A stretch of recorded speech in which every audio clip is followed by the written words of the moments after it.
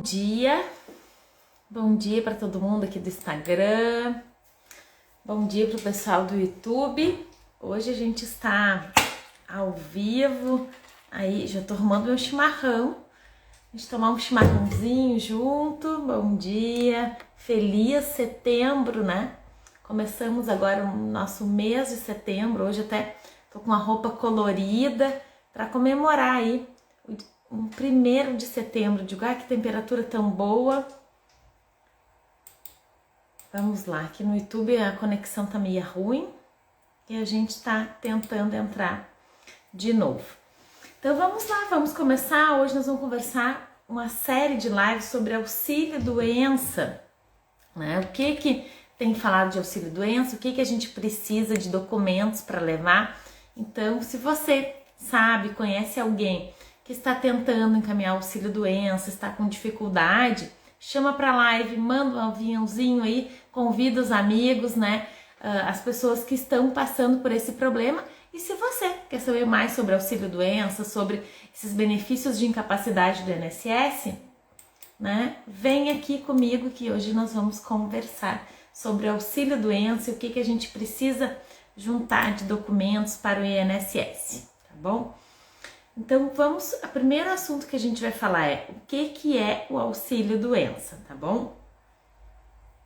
O auxílio-doença, ele teve alterado o nome dele. Antes de novembro de 2019 se chamava auxílio-doença. Hoje ele se chama auxílio por incapacidade temporária. Qual a diferença de um ou de outro? O auxílio-doença não quer dizer que todo problema que você tenha ou qualquer doença você vai ter direito ao benefício. O auxílio por incapacidade, que é o mesmo auxílio-doença, que hoje não existe mais, o nome mudou, mas a gente chama auxílio-doença porque fica mais fácil, todo mundo conhece como auxílio-doença, então a gente trata por auxílio-doença. Então esse benefício só vai ter direito se tu tiver um problema que te incapacite para o trabalho. Não quer dizer que toda doença, que todo problema de saúde vai gerar um benefício junto ao INSS. Não. Então, isso a gente tem que ter esse cuidado. Porque muitas pessoas, eu tenho um problema de saúde, eu tenho colesterol, tenho diabetes, eu tenho direito ao benefício ao auxílio. Não. Bem provável que tu não vai conseguir um auxílio doença em função desses problemas de saúde, né? Tu vai ter direito ao auxílio doença se tem um problema de saúde e de voltar para o trabalho. Tu não consegue ser a tua atividade. Não diga trabalhar em função disso, né? Então, esse é o problema. Essa é a diferença. Então, vou dar exemplos para vocês, vai ficar mais fácil de vocês entender. Já falei do diabetes. E o que acontece com relação? Eu tenho sofrido AVC, né? Fiquei paralisada, fiquei com dificuldade de movimentos, daí sim eu consigo encaminhar benefício. Então, eu fiquei com limitação, eu não posso mais trabalhar e exercer a atividade que eu exercia. Outro problema de coluna, um problema muito polêmico, que muitas pessoas têm problema de coluna e às vezes não conseguem receber um auxílio-doença em função do problema de coluna. Porque problema de coluna varia de pessoa para pessoa. E o problema de coluna tem momentos que dá crise, tem momentos que estabiliza. E o que acontece? Acontece que depende do trabalho que você faça, você vai ter direito a esse benefício ou não. Por exemplo, eu tenho um problema de coluna, eu trabalho no escritório, trabalho sentada, eu não tenho que fazer esforço físico, então bem provável que esse problema de saúde esse meu problema de coluna, não vai afetar no meu trabalho. Eu vou conseguir desenvolver o meu trabalho mesmo com problema de coluna. Então, essa é a diferença que vocês têm que ter. Agora, diferente, eu, Daniela, sou uma agricultora e tenho um problema de coluna, tenho hernia de disco, tenho desgaste e eu não consigo fazer mais o meu trabalho né, esse trabalho que é pesado, que é desgastante em função do meu problema de coluna. Então, o que acontece? Eu, Daniela, agricultora, vou ter direito em receber um benefício de auxílio-doença.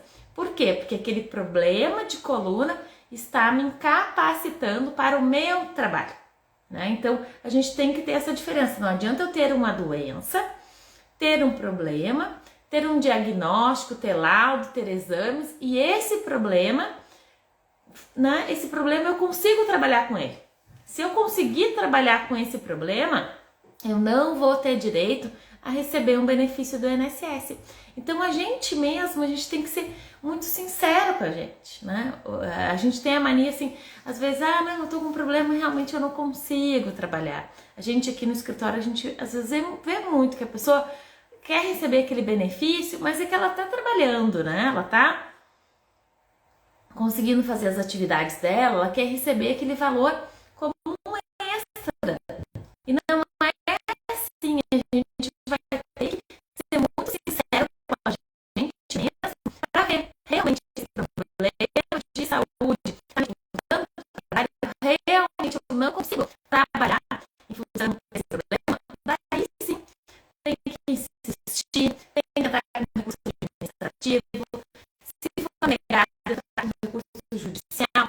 Por que eu digo para as pessoas que têm aqui, tem problema? E eu digo, olha, fulana, tu tem razão, tu tem lá, se a gente for entrar com um processo judicial, vai ter mais despesa que vai ter que atualizar lá, vai ter que pegar, mas realmente esse problema não consegue trabalhar, então a gente tem que ter essa consciência para evitar um pouco de despesa, tempo, a pessoa gera uma energia nesse pedido de auxílio-doença, a pessoa cria uma expectativa muito grande e às vezes não consegue. Agora, claro, se você tem um problema de saúde que te limita para o trabalho e tu não consegue exercer as suas atividades, é necessário entrar com pedido de auxílio-doença, sim, tá?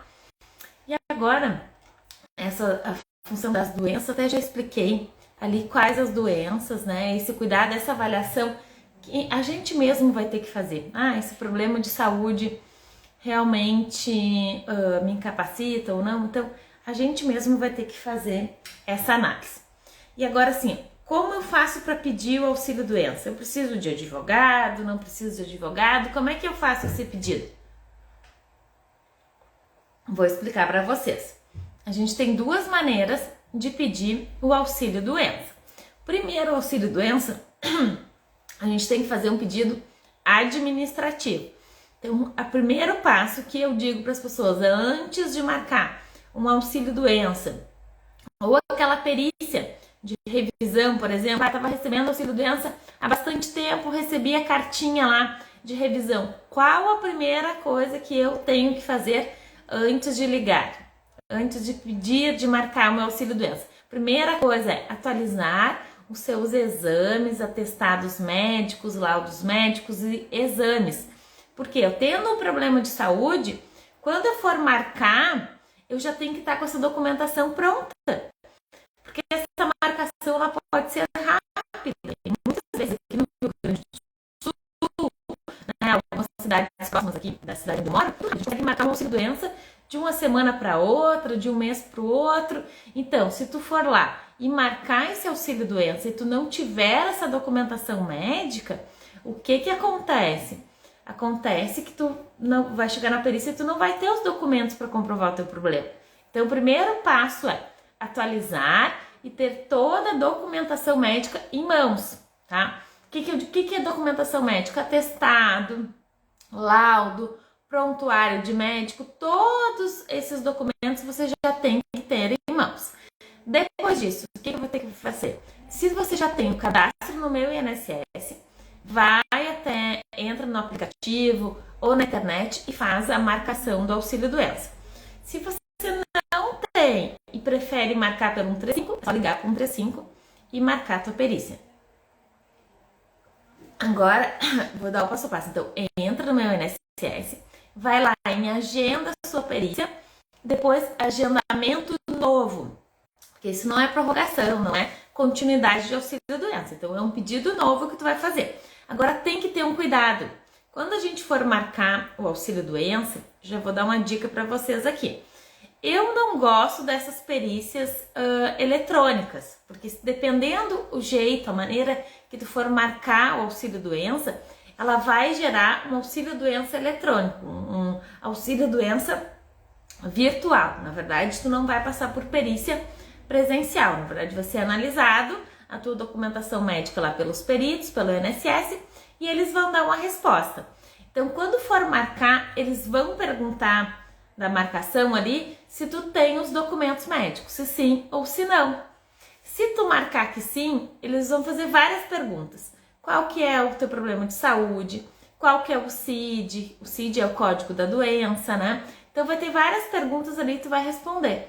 Se tu marcar que sim, tu não vai passar por perícia presencial. A tua perícia ela vai ser online, então tem que ter esse cuidado. Mesmo tu tendo os laudos, se tu marcar que sim, que tu tem os laudos ali, tu já vai para a perícia online. Eu aqui no escritório, eu não boto nunca a opção sim.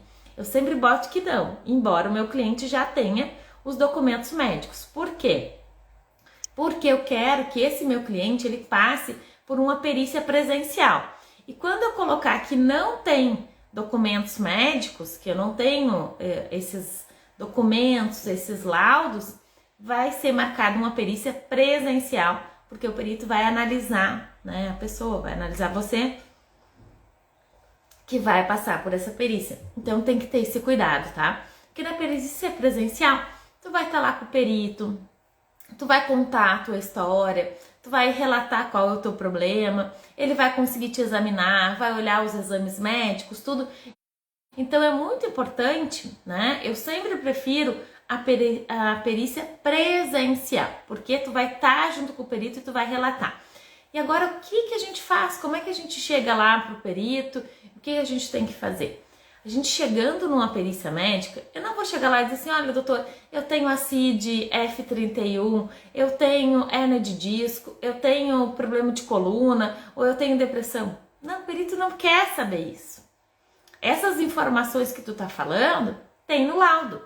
Agora tu tem que relatar pro perito o que tu sente. Quais são as tuas limitações? Daí vamos dar um exemplo. Por exemplo, eu sou a Daniela, eu trabalho na agricultura. Então o que eu vou dizer? Olha, seu perito, eu estou aqui.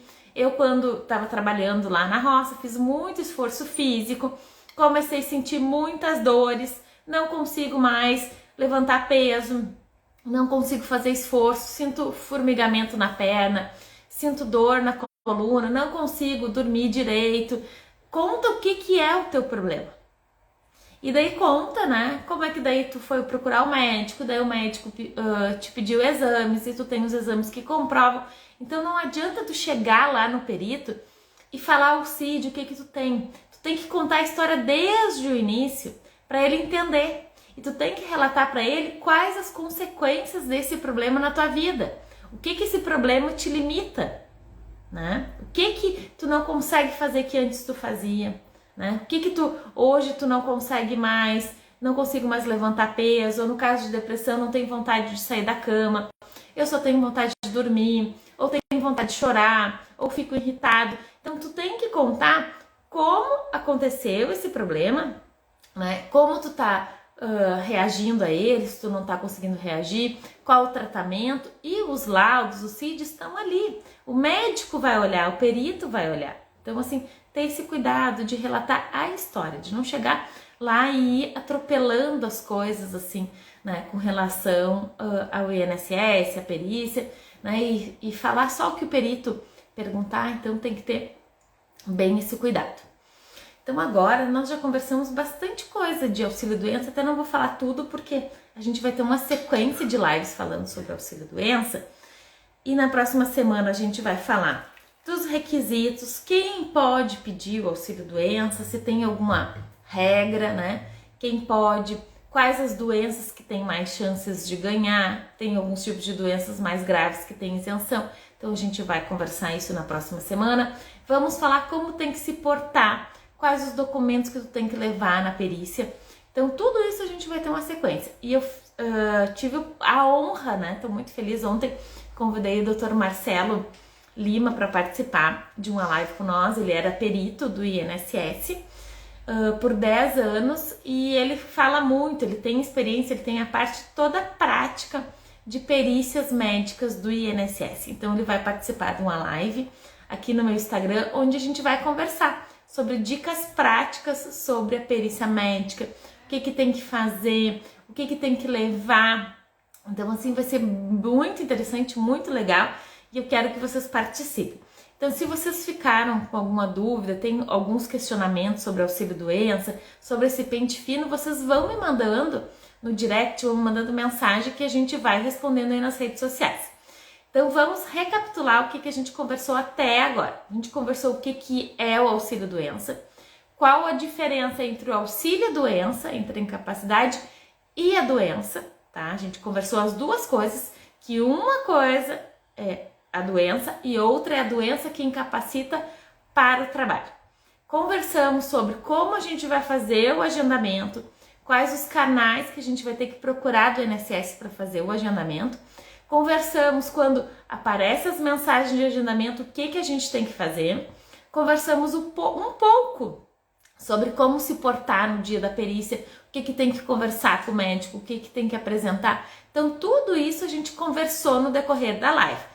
Então, se você não assistiu desde o início, essa live ela vai ficar gravada, vocês voltam lá no IGTV, analisam, assistem, se ficarem com alguma dúvida, pode me mandar, tá? Que a gente vai responder para vocês, tá? Então, agradeço aí a presença de todo mundo que entrou, muito obrigado e um mês abençoado, iluminado, cheio de energias boas aí, o mês de setembro é o mês do meu aniversário, o mês da primavera, é o mês que eu amo, eu adoro flores, é um mês florido. Então, desejo para vocês um dia excelente e até breve, né? Na próxima quarta a gente volta aqui conversando ainda sobre o auxílio-doença. Então, até mais!